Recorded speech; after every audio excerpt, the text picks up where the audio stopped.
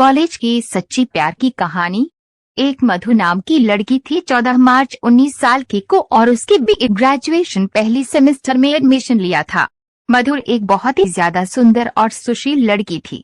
मधु बिना फालतू में किसी से कोई भी बातचीत नहीं किया करती थी, लेकिन बहुत सारे लड़के उसकी शराफत बहुत ज्यादा फायदा उठाते थे और उसे कॉलेज में बहुत ज्यादा परेशान किया करता था।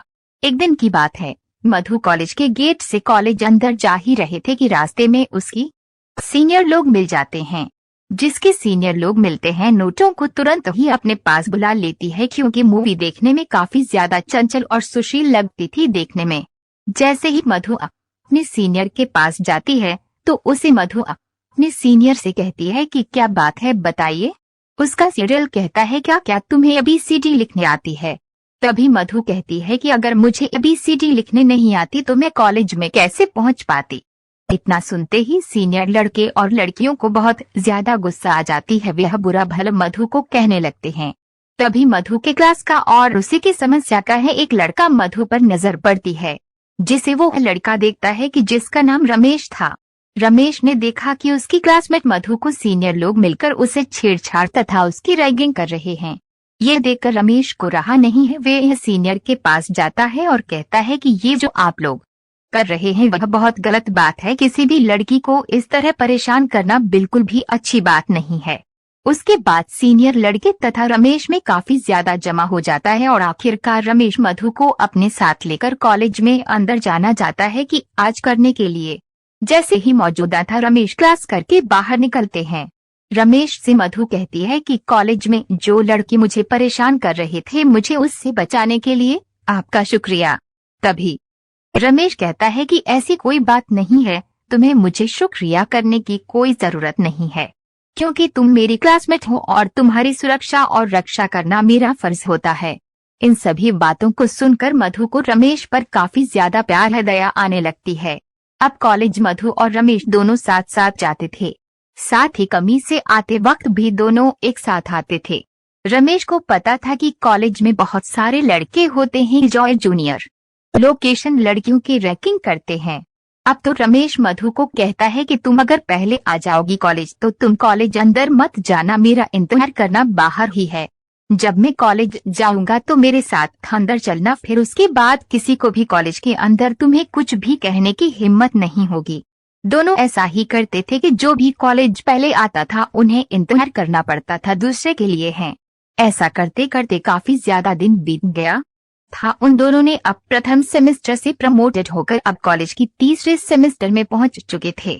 दोनों के एक दूसरे से मिलते मिलते 1 साल से ज्यादा हो चुके थे और दोनों अब तो अपने अपने घर में भी मोबाइल से बात किया करती थी। दोनों की काफी ज्यादा मित्रता और बेहद ही ज्यादा गहरी मित्रता कॉलेज की है समय ही हो गई थी। अब हम दोनों मिलकर मुझको ले जाते थे क्लास करने के लिए, और कॉलेज दोनों प्रतिदिन आने के कारण दोनों क्लास में अच्छी रेपुटेशन पर पहुंच गए थे।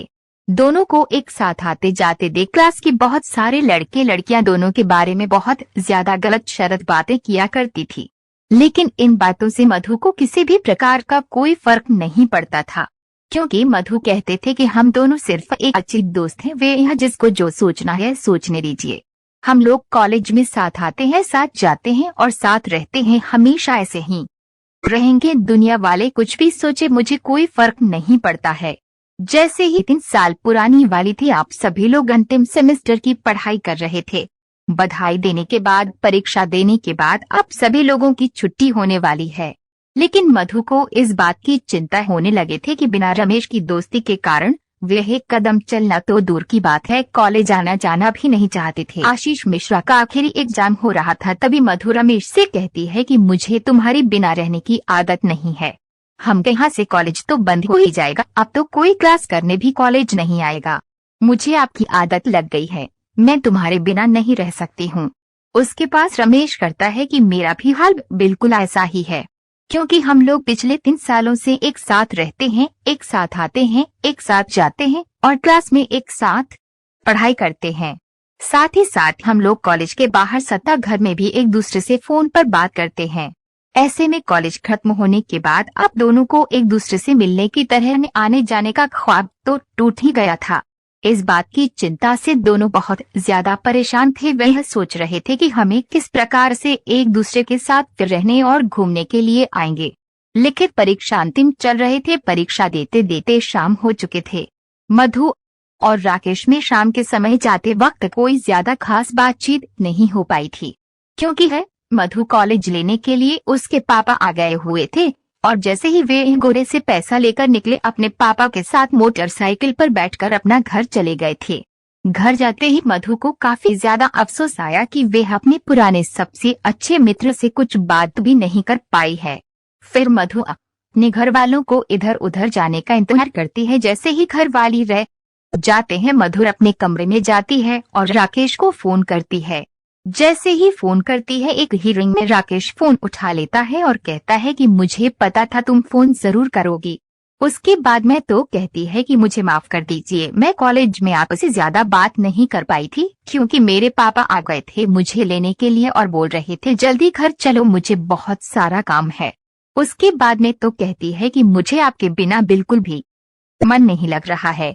उसके बाद राकेश भी कहता है कि मुझे भी और मेरे दिल से हाथ भी कुछ ऐसा ही है। तभी मधु कहती है कि लगता है हम दोनों को प्यार हो गया है और अब हम लोग एक दूसरे के बिना नहीं रह सकते हैं। जैसे जैसे समय बीत रहा था, वसीम से दोनों की दूरियां दोनों की मजबूरियां बन गई थी, क्योंकि दोनों बिना कॉलेज के अब एक दूसरे से मिल भी नहीं पा रहे थे। अब तो दोनों की व्हाट्सएप कॉलिंग तथा ऑडियो कॉलिंग पर ही ज्यादा बातचीत होती रही थी। एक समय ऐसा है आपके दोनों 24 घंटा बात किया करते थे, क्योंकि उसके बिना एक मिनट भी दोनों में से किसी का भी मन नहीं लगता था। उसके बाद एक दिन मरोगे दी है कि क्या हम लोग इसी तरह फोन पर ही बातें करते रहेंगे सभी दिन। अभी मधु कहती है कि मेरे घर वाले मेरे शादी के लिए लड़के देख रहे हैं। आगे मधु कहती है कि कुछ भी हो जाए मैं किसी और से शादी बिल्कुल भी नहीं करूंगी, मुझे तो तुम भूल जाना। पसंद हो, मैं जब भी शादी करूंगी तुमसे ही करूंगी।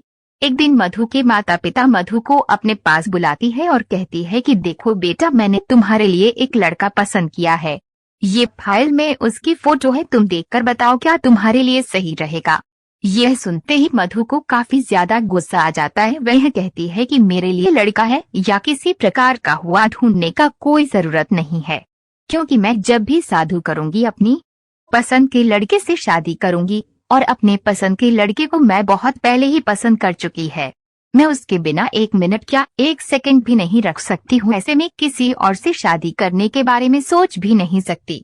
फिर मुझे भी माता पिता मरो से रमेश की पूरी जानकारी लेते हैं और फिर उसका घर खानदान तथा रमेश को देखने के लिए उसके घर जाते हैं। दोनों परिवारों में काफी देर तक बातचीत होती है और अंत में दोनों को का प्यार जीत जाता है। ये दोनों के घर वाले दोनों की शादी के लिए राजी हो जाते हैं। हाँ, उसे दोनों मधुर और राकेश बिल्कुल खुशी खुशी अपना जीवन व्यतीत कर रहे थे।